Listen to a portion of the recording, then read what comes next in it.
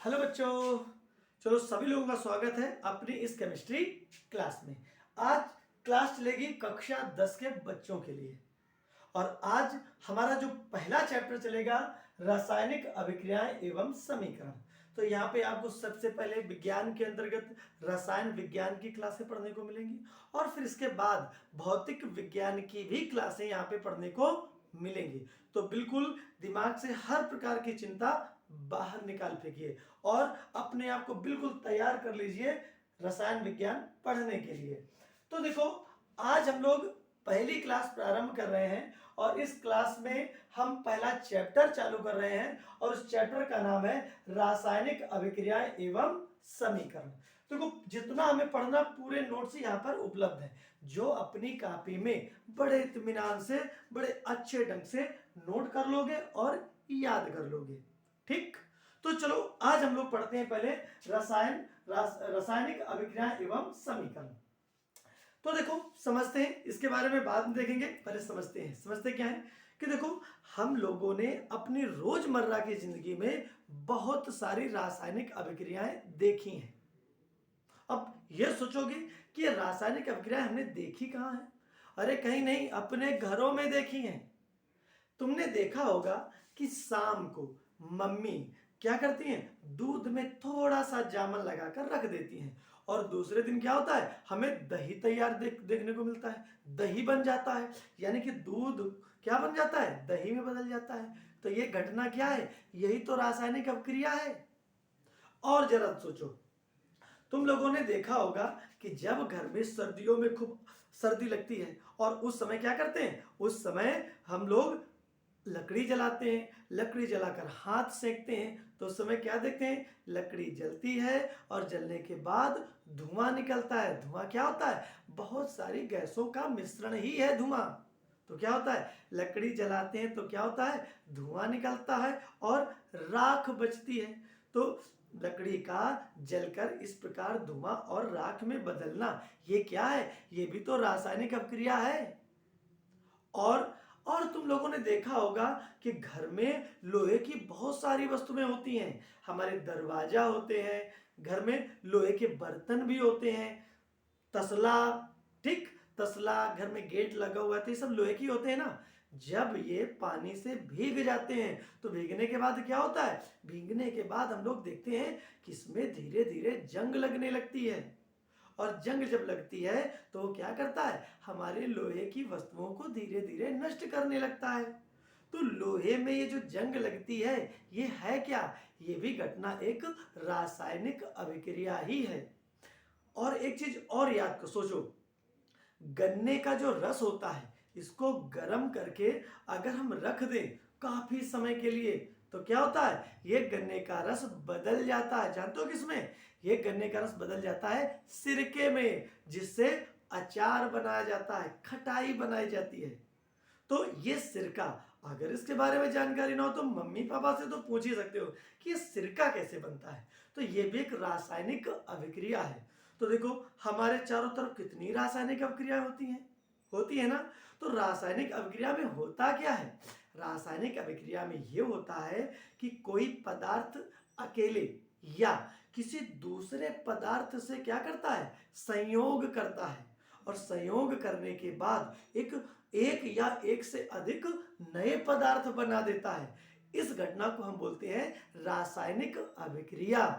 आई बात समझ में? तो यही चीज देखो बिल्कुल से यहां पर लिखी हुई है, रासायनिक अभिक्रिया, जब कोई पदार्थ स्वयं या किसी अन्य पदार्थ से क्रिया करके एक या एक से अधिक भिन्न गुणधर्म वाले यौगिक बनाता है, तो यह घटना रासायनिक अभिक्रिया कहलाती है। कितनी आसान परिभाषा है, आराम से याद कर लोगे। एग्जाम्पल के तौर पे देखो, ये एग्जाम्पल भी है कि जब लोहे को हम आयरन भी कहते हैं, जब लोहा जल से क्रिया करता है तो आयरन ऑक्साइड बनता है। आयरन ऑक्साइड का मतलब क्या हुआ, जंग बनती है, उसी को हम कहते हैं आयरन ऑक्साइड बनता है। यह घटना रासायनिक अभिक्रिया कहलाती है। तो याद हो जाएगा ना कि अगर तुमसे कोई पूछे कि रासायनिक अभिक्रिया क्या होती है, उदाहरण सहित समझाइए, तो क्या करोगे? रासायनिक अभिक्रिया की परिभाषा लिख दोगे, साथ में एग्जाम्पल भी लिख दोगे। आई बात समझ में? कितना आसान है। फिर दूसरी चीज, रासायनिक अभिक्रिया में होने वाले परिवर्तन, यानी कि जब कोई रासायनिक अभिक्रिया होती है तो उसमें कौन कौन से परिवर्तन होते हैं। तो देखो, पहला क्या है? अवस्था में परिवर्तन, यानी कि अभिक्रिया के दौरान पदार्थ की अवस्था बदल जाती है। अब जरा सोचो, घर में जब दही जमाया जाता है तो दूध शाम को रखा जाता है और सुबह गाढ़ा गाढ़ा दही बन के तैयार हो जाता है ना। तो देखो, पहले कितना था? द्रव था, अब लगभग ठोस जैसा बन गया ना। तो ये क्या है? अवस्था में परिवर्तन हुआ कि नहीं हुआ? अच्छा, एक एग्जाम्पल और देखते हैं। अगर तुमने पनीर खाया हो, तो पनीर खाया हो तो सोचो पनीर कैसे बना होगा। दूध में नींबू डाल दो या दूध में साटरी डाल दो, ठीक। अगर ये डालोगे तो जानते हो क्या होता है? दूध फट जाता है, पानी पानी अलग और दूध दूध अलग। और ये जो दूध होता है ये ठोस होता है, ये इसी को हम बोलते हैं पनीर। और उस पनीर पनीर कैसा होता है? ठोस होता है ना। तो इस अभिक्रिया में, यानी कि दूध में जब हमने नींबू डाला, दूध ने नींबू से क्रिया की, तो क्रिया करने के बाद एक ठोस पदार्थ हमको मिला कि नहीं मिला? और ये पदार्थ कौन सा है? ये पदार्थ है पनीर। तो देखो, अवस्था में परिवर्तन हम लोगों ने देखा।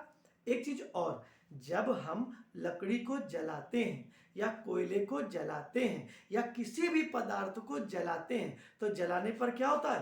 देखो, पदार्थ तो ठोस था, लेकिन क्या हुआ? जलने पर गैस निकल पड़ी, धुआं निकलता है। धुआं क्या है? गैसें ही तो है। तो देखो, पदार्थ था ठोस और जब अभिक्रिया हुई तो अभिक्रिया होने के बाद क्या हुआ? गैसें बन गई ना। तो देखो, पदार्थ की अवस्था में परिवर्तन हो जाता है, यानी कि अभिक्रिया के दौरान पदार्थ ठोस में भी बदल सकता है, द्रव में भी बदल सकता है और गैस में भी बदल सकता है। फिर क्या है? रंग में परिवर्तन। और क्या होता है? रंग में भी परिवर्तन हो सकता है। सोचो, जब लकड़ी को जलाते हो तो लकड़ी किस रंग की होती है, और जब वो जलकर उसकी राख बचती है तो वो राख किस रंग की होती है? विचार करो। फिर इसके बाद में देखो, तापमान में परिवर्तन। अब तापमान में भी परिवर्तन हो सकता है। जब कोई अभिक्रिया होती है तो क्या होता है? टेम्परेचर बढ़ भी सकता है और घट भी सकता है। जरा सोचो, हम जब सांस लेते हैं तो ऑक्सीजन गैस हमारे शरीर के अंदर प्रवेश करती है और फिर यही ऑक्सीजन क्या करती है? यही ऑक्सीजन ग्लूकोज से क्रिया करती है और ग्लूकोज से क्रिया करती है तो क्या होता है? ग्लूकोज से क्रिया करने के बाद कार्बन डाइऑक्साइड गैस बनती है और साथ में गैस क्या होता है? ऊष्मा भी निकलती है। यानी कि जब हम सांस लेते हैं तो ऑक्सीजन हमारे अंदर प्रवेश करती है और वो ऑक्सीजन शरीर में उत्पन्न जो ग्लूकोज होता है उससे क्रिया करती है और क्रिया करने के बाद ऊष्मा उत्पन्न होती है और उस ऊष्मा की वजह से ही जानते हो क्या होता है? हमारा शरीर गर्म होता है। यानी कि जब हम थर्मामीटर से नापते हैं तो हमको पता चलता है ना कि हमारा शरीर तो बहुत गर्म है, यानी कि हमें 102 डिग्री सेंटीग्रेड का बुखार है या 101 है। देखने जानकारी होती है कि नहीं? दूसरी चीज, कभी ये महसूस किया है कि जब हम किसी पेड़ के नीचे सोते हैं सर्दियों में तो कुछ गर्माहट का एहसास होता है हमें। वो जानते हो गर्माहट का एहसास क्यों होता है? वो इसलिए होता है क्योंकि पेड़ पौधे भी क्या करते हैं? ऑक्सीजन ग्रहण करते हैं और ऑक्सीजन क्या करता है? उनके पेड़ों में उपस्थित जो ग्लूकोज होता है उससे क्रिया करता है और क्रिया करने के बाद ऊष्मा उत्सर्जित करता है और उसी ऊष्मा की वजह से हम जब पेड़ के नीचे सर्दियों में जाते हैं तो हमें थोड़ी सी गर्माहट का एहसास होता है। तो देखो, कोई भी रासायनिक अभिक्रिया हो तो तापमान में परिवर्तन होता है कि नहीं होता है? साथ ही गैस का उत्सर्जन। अब गैस का उत्सर्जन तो हो सकता है, कोई भी धातु हो, उस धातु को जल में डालो, उसकी जल से क्रिया करवाओ तो हाइड्रोजन गैस निकलेगी ही, हाइड्रोजन गैस उत्सर्जित होगी ही।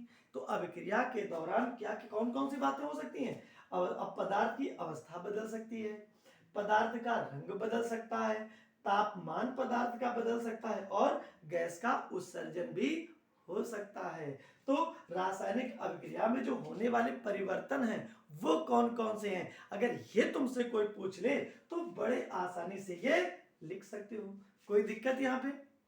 एक चीज और, कुछ नोट में हम एक बेसिक सी बात की जानकारी देखेंगे। क्या देखेंगे कि देखो, कोई भी रासायनिक अभिक्रिया हो, कोई भी रासायनिक अभिक्रिया, उसमें क्या होता है, एक पदार्थ दूसरे पदार्थ से क्रिया करके नया पदार्थ बना लेता है।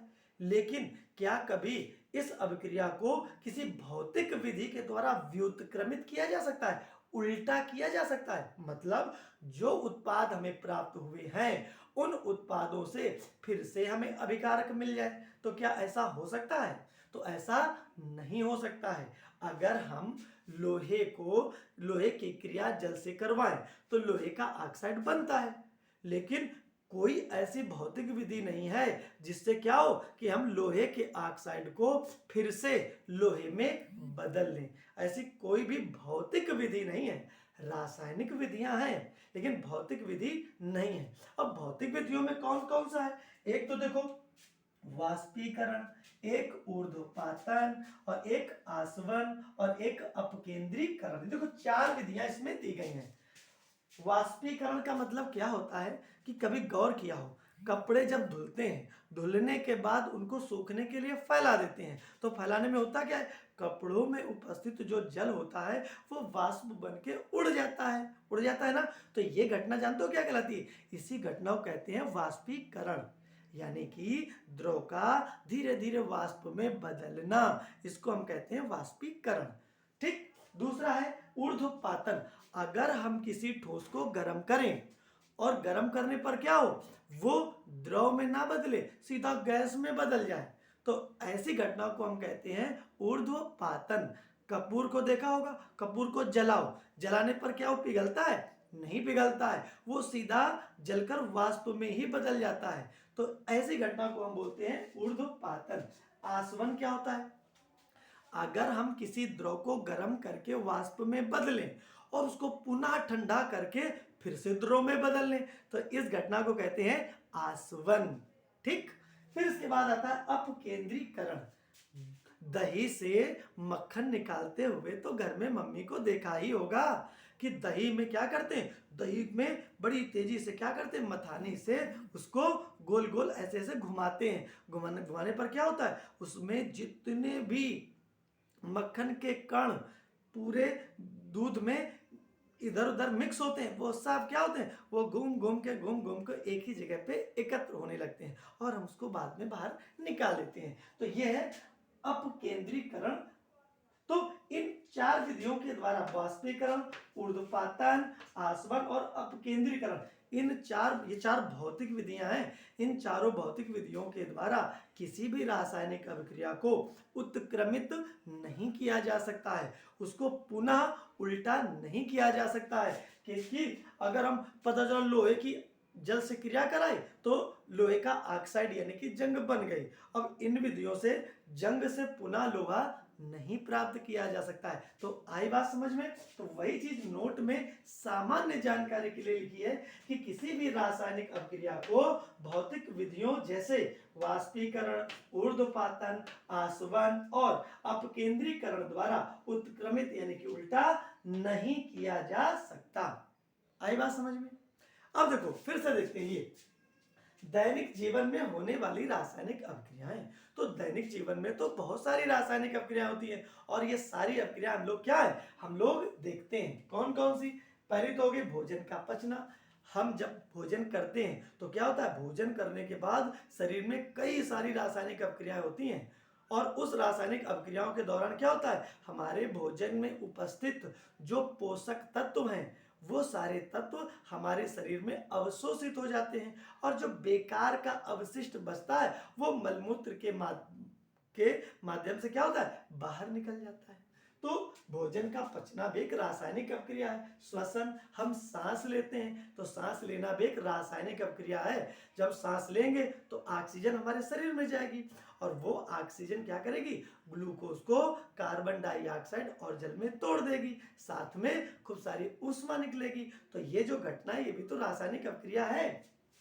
लोहे पर जंग लगना, लोहे पर जंग लगना भी तो एक रासायनिक अभिक्रिया है। लोहे ने क्या किया, जल से क्रिया की और क्रिया करने के बाद लोहे का ऑक्साइड यानी कि जंग बना लिया। तो इस घटना को भी हम रासायनिक अभिक्रिया ही बोलते हैं। दही का बनना, अब शाम को दूध रख दिया गया और सुबह तक वो दही बन गया। दूध से दही का ये बनना, ये भी रासायनिक अभिक्रिया है। तो आई बात समझ में? तो इतनी सारी बातें समझ में आ गई। अब एक चीज और नोट के माध्यम से हम समझ लेते हैं, क्या कि रासायनिक अभिक्रिया में जो पदार्थ भाग लेते हैं उनको हम कहते हैं अभिकारक, और जो पदार्थ बनते हैं उनको कहते हैं उत्पाद। जैसे हम लोगों ने ये अभिक्रिया देखी, इस अभिक्रिया को हम ऐसे भी लिख सकते हैं, इस प्रकार से लिख सकते हैं। क्या? इसको हम लिख सकते हैं Fe plus H2O is equal to Fe3O4 plus H2 gas हल्की होती है, गैस उड़ जाएगी। तो इस अभिक्रिया को हम इस समीकरण के द्वारा भी लिख सकते हैं। इसमें ये क्या, ये है तुम्हारा आयरन, ये क्या है तुम्हारा जल, ये क्या है आयरन ऑक्साइड, और ये क्या है, ये है हाइड्रोजन गैस। ये क्या है, हाइड्रोजन गैस। अब जानते हो ये पदार्थ आपस में अभिक्रिया में भाग ले रहे हैं, तो इसको और इसको बोलते हैं अभिकारक। क्या बोलते हैं, अभिकारक, या इसको बोलते हैं रिएक्टेंट। रिएक्टेंट। और जो बन के तैयार होता है उनको क्या कहते हैं, उनको कहते हैं उत्पाद, यानी कि प्रोडक्ट। प्रोडक्ट। तो आई बात समझ में?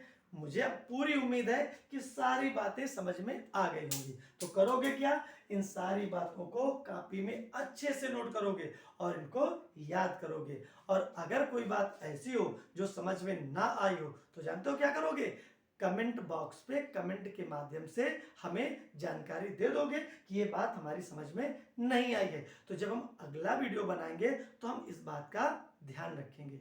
और हाँ, ये डेली वीडियो हम नहीं भेज पाएंगे। ये वीडियो हो सकता है कि 3 दिन 4 दिन के अंतराल में आए। तो इसके लिए करना क्या है कि चैनल को द केमिस्ट्री बाय दर्पण सर, ये चैनल का नाम है। इस चैनल को यूट्यूब में खोलोगे, खोलने के बाद सब्सक्राइब कर लोगे। सब्सक्राइब करने पर जानते हो क्या होगा, जब भी यूट्यूब में हम वीडियो डालेंगे वो तुम्हें क्या होगा, पता चल जाएगा। यानी कि जब तुम यूट्यूब पर वीडियो खोलोगे तो ये वीडियो तुम्हारे सामने आएगा। साथ में मैसेज के माध्यम में भी तुमको जानकारी मिल जाएगी कि नहीं, एक वीडियो डाला गया है, और तुम उसको देखकर नोट्स बना लोगे और अच्छे से समझ लोगे। ठीक, तो इतना काम करना है। तो फिर मिलते हैं अगली क्लास में, रासायनिक समीकरण को जानेंगे।